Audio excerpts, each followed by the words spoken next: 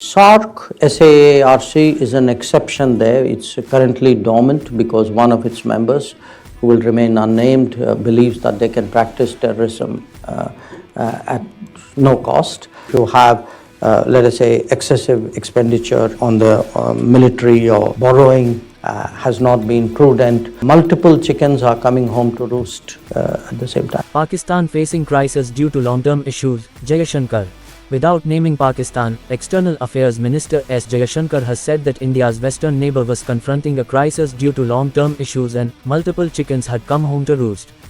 He also said that the South Asian Association of Regional Cooperation, SARC, which hasn't had a summit since 2014, was an exception at a time when India had stepped up its regional and global cooperation across formats because one member continued to believe it could practice terrorism at no cost.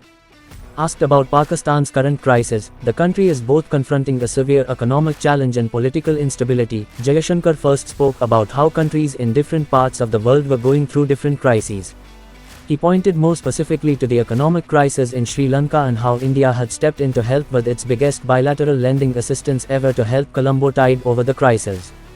But the unnamed country to our west, their problems are much more long-term, they are much more deeper historically in terms of what happens when distortions have been introduced in natural progress of an economy.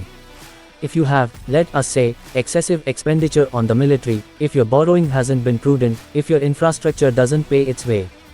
There are lots of factors there and multiple chickens are coming home to roost at the same time.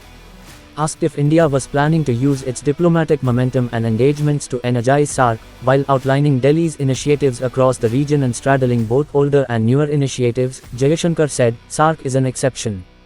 It is currently dormant because one of its members, which shall remain unnamed, believes it can practice terrorism at no cost. But that is pretty much the exception.